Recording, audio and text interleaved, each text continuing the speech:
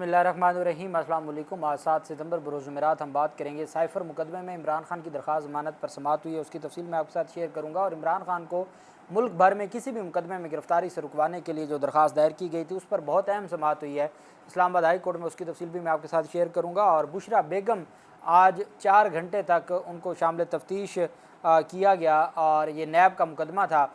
तोशा खाना से मुतल्लिक, उसके ऊपर भी हम बात करेंगे कि ऐसी कौन सी तहकीकात हैं कि जिसमें सिर्फ सियासी इंतकाम का निशाना बनाया जा रहा है और ज़हनी तौर पर टार्चर किया जा रहा है सिर्फ इस वजह से, उसके ऊपर भी हम बात करेंगे। पहले तो मैं आपको बताता चलूँ कि चीनी की जो कीमतों के हवाले से लाहौर हाई कोर्ट का हुक्म इम्तना है और जिसके ऊपर निगरान पंजाब हुकूमत ने सारा मलबा लाहौर हाई कोर्ट के ऊपर डाल दिया। अब लाहौर हाई कोर्ट के फैसले के ख़िलाफ़ निगरान हुकूमत को ख्याल आया है कि हम दरख्वास्त दायर कर दें कि हुक्म इम्तना ख़त्म किया जाए। ये काम पहले भी हो सकता था। इन्होंने इंटरम ऑर्डर के ख़िलाफ़ पहले सुप्रीम कोर्ट से रजू किया। सुप्रीम कोर्ट ऑफ पाकिस्तान में आप जानते हैं कि दरख्वास्तों पर समाअत ही मुश्किल होती है, बेंच ही बड़ी मुश्किल से बनते हैं, तो इस वजह से वहाँ समाअत हो न सकी। 4 महीने गुजर गए। अब निगरान पंजाब हुकूमत ने यह फ़ैसला किया कि वो यहीं पे जो अदालत है उसी में ये दरख्वास्त दायर करते हैं कि जी हर सूरत ये जो हुक्म इम्तना है ये ख़त्म किया जाए। शुगर मिल्स मालकान की दरख्वास्तों पर हुक्म इम्तनाई और चीनी की कीमत में इजाफे का मामला पंजाब हुकूमत ने लाहौर हाई कोर्ट के हुक्म इम्तना के ख़िलाफ़ दरख्वास्त तैयार कर ली है जो 9 सितंबर को दायर की जाएगी।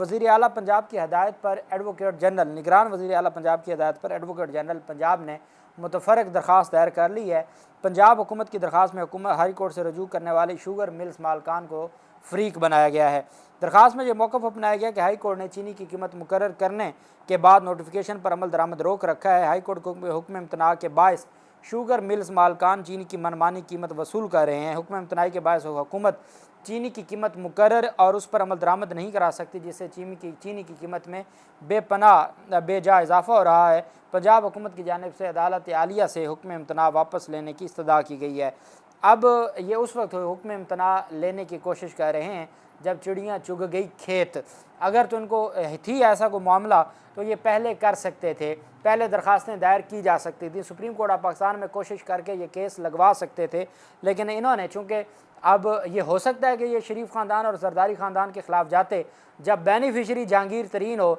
जब बेनिफिशरी जरदारी ख़ानदान या ओमनी ग्रुप वाले या शरीफ ख़ानदान हो, तो फिर निगरान हुकूमत या मोहसिन नकवी की क्या मजाल कि उसके ख़िलाफ़ जाता या उस बुनियाद पर कोई एक्शन लिया जाता। तो यही वजह है कि उनकी जानिब से ये एक फार्मेलिटी थी जो पूरी करने के लिए बहुत ज़्यादा तनकीद हो रही थी। जब उन्होंने एतराज़ उठाया, जब उन्होंने सारा मलबा लाहौर हाई कोर्ट पे डाला तो पूछा गया कि भाई आपने क्या किया है, आपने उस हुक्म इम्तना को खारिज करवाने के लिए को हाई कोर्ट में दरख्वास्त दायर की है। तो अब ये आके एक फार्मेलिटी जो पूरी करने जा रहे हैं और मुझे नहीं लगता कि इस तरह की जो फार्मेलिटी है अदालतें उस पर इनको रिलीफ देंगी। दूसरी जानिब अहम पेशरफ सामने आई है।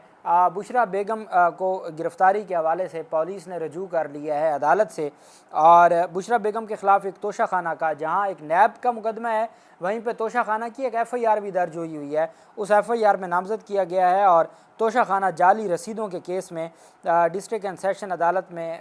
बुशरा बेगम पेश हुई ज़मानत के केस में। और जज ताहिर अब्बास सिपरा साहब हैं, जज ताहिर अब्बास सिपरा के ख़िलाफ़ बुशरा बेगम की ट्रांसफ़र एप्लीकेशन आज तक आमिर फ़ारूक साहब के पास पेंडिंग पड़ी है। और इमरान खान ने भी कहा था और बुशरा बेगम ने भी कहा था कि हमें जज ताहिर अब्बास सिपरा पर किसी सूरत में इतमाद नहीं है और हमारा केस इनसे ट्रांसफ़र किया जाए। लेकिन मजाल है कि उन दरख्वास्तों के ऊपर कोई फ़ैसला किया गया हो। इमरान खान की दरख्वास्तें 6 मुकदमात में जो ताहिर अब्बास सिपरा साहब के पास थी वो तो अदम पैरवी उन्होंने वैसे खारिज कर दी। अब एक दरख्वास्त बच गई बुशरा बेगम की,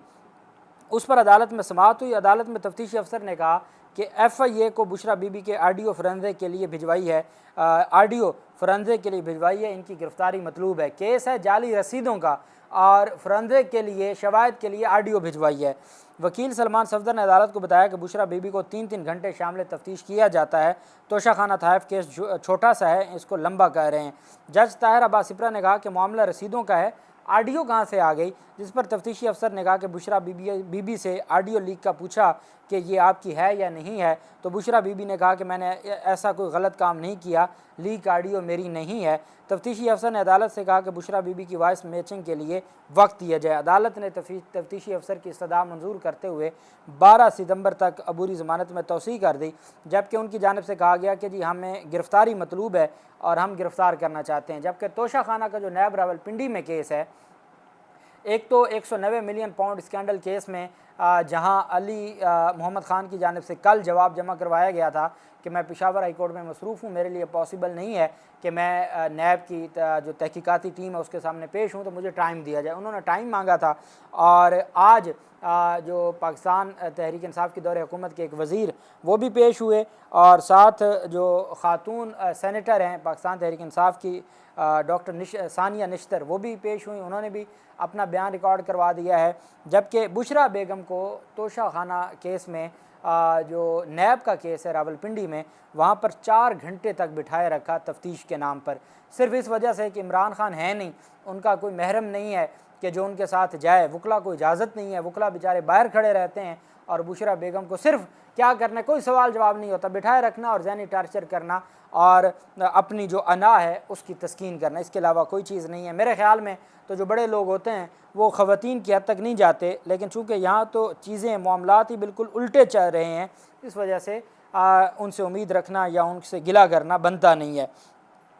دوسری جانب سائفر مقدمہ ہے، دلیر جج چھٹی پر ہیں اور دلیر جج صاحب تشریف نہیں لا رہے، جنہوں نے کہا تھا کہ میں دلیر جج ہوں، دلاور جج نہیں ہوں، وہ جج صاحب ایسا دلیر اور دلاور کے اس میں پھنسے کہ وہ 1 ہفتے کی چھٹیوں پہ چلے گئے۔ آج عدالت میں سماعت ہوئی، بابر اعوان، شیر افضل مروت، نعیم پنجوتا ایڈوکیٹ پیش ہوئے جج ابو الحسنات ذوالقرنین کی عدالت میں۔ تو عدالت کے عملے نے بتایا کہ جج صاحب کل 8 ستمبر جمعہ تک چھٹی پہ ہیں، پہلا ان کا ورکنگ ڈے ہے 9 ستمبر کو، اب 6 دن انہوں نے چھٹیوں میں نکال دیے، جیسے وہ سٹے لینا تھا اور آنریبل چیف جسٹس عامر فاروق صاحب 1 ہفتہ چھٹیوں پہ تشریف لے گئے تھے۔ عدالتی عملے نے کہا کہ ابو الحسنات ذوالقرنین نے 8 ستمبر تک چھٹیوں پر ہیں، 9 ستمبر کو بھی نہیں آئیں گے۔ جج ابو الحسنات ذوالقرنین پیر سے ڈیوٹی کریں گے۔ تو پی ٹی آئی وکلا نے سائفر کیس کی سماعت کو کہا کہ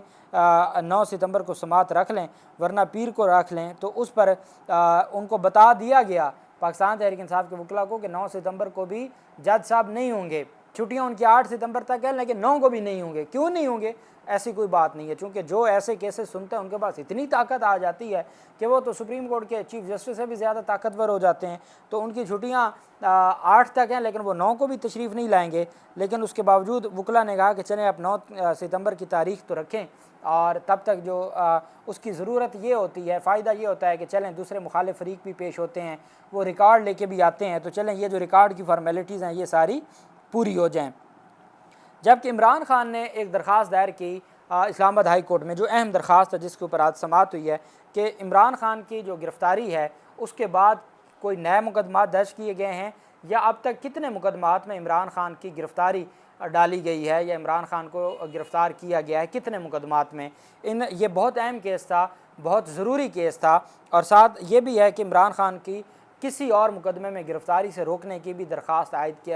دائر کی گئی ہے اور استدعا کی گئی ہے۔ اسلام آباد ہائی کورٹ میں سماعت ہوئی، اور آپ جانتے ہیں یوزول ہمارے آنریبل چیف جسٹس عامر فاروق صاحب نے سماعت کرنی تھی۔ اسلام آباد ہائی کورٹ کے چیف جسٹس عامر فاروق نے سماعت کی، وکیل سلمان صفدر عدالت میں پیش ہوئے۔ وکیل درخواست گزار نے عدالت سے استدعا کی کہ ایف آئی اے، نیب اور پولیس کو دیگر کیسز میں گرفتاری سے روکا جائے۔ وکیل سلمان صفدر نے چودھری ظہور الہی اور مولانا عبدالستار خان نیازی کیسز کا حوالہ دیا اور کہا کہ پہلے چھٹیاں تھیں، اس لیے میں زیادہ زور میں نے نہیں دیا تھا، اب میری التجا ہے کہ کوئی اسپیشل بینچ بنایا جائے جو ان سارے معاملات کو دیکھے کہ کیا ایک شخص کے لیے 150 سے 200 مقدمات میں پیش ہونا یا ضمانتیں کروانا پاسبل ہے۔ اسلام آباد ہائی کورٹ کے چیف جسٹس عامر فاروق صاحب نے کہا کہ چھٹیاں تو ابھی تک چل رہی ہیں، چھٹیاں تو ابھی تک جاری ہیں۔ وکیل نے کہا کہ ابھی تک رپورٹ نہیں آئی اور کہ عمران خان کے خلاف کتنے کیسز ہیں اور کتنوں میں گرفتاریاں ہو چکی ہیں۔ 9 مئی کہتے ہوئے میں گھبراتا ہوں، 9 مئی کو میں پیش ہوا تھا، اور جو 9 مئی کو یہاں عدالت میں جو حشر ہوا تھا وہ ہم سب کے سامنے ہے۔ عدالت نے کہا اگر اس طرح کرتے ہیں اس پیٹیشن کو، جو آپ کا مین کیس ہے جس میں یہ آپ نے مانگا ہوا ہے کہ عمران خان کو کسی بھی کیس میں گرفتار نہ کیا جائے، اور ساتھ آپ نے تفصیلات بھی مانگی ہے کہ اب تک اگر کسی مقدمے میں گرفتار کیا جا چکا ہے تو اس کی رپورٹ دی جائے تاکہ اس میں پوسٹ اریسٹ بیل جو بعد از گرفتاری ضمانتیں وہ دائر ہو سکیں، تو آپ کے اس کیس کو بھی مقرر کر دیتے ہیں اور ایک فریش رپورٹ بھی طلب کر لیتے ہیں تاکہ پھر اس کے مطابق عدالت اس کارروائی کو آگے بڑھائے۔ تو جج صاحب نے کہا کہ اس پٹیشن کو مقرر کر دیتے ہیں، رپورٹ میں دوبارہ منگوا لیتا ہوں۔ وکیل سلمان صفدر نے کہا کہ تازہ رپورٹ منگوا لیں تاکہ تفصیلات سامنے آ جائیں۔ اسلام آباد ہائی کورٹ کے چیف جسٹس عامر فاروق نے ریمارکس دیتے ہوئے کہا کہ کیس کو جلد مقرر کرنے اور اس پٹیشن پر میں آرڈر بھی کر دیتا ہوں۔ اچھا، یہ جج صاحب ہر روز جس درخواست پر سماعت ہوتی ہے آپ فرما دیتے ہیں کہ میں آرڈر کر دیتا ہوں، اس کو کر دیتے ہیں، بعد میں وہ آرڈر ہمارے سامنے آتا نہیں ہے۔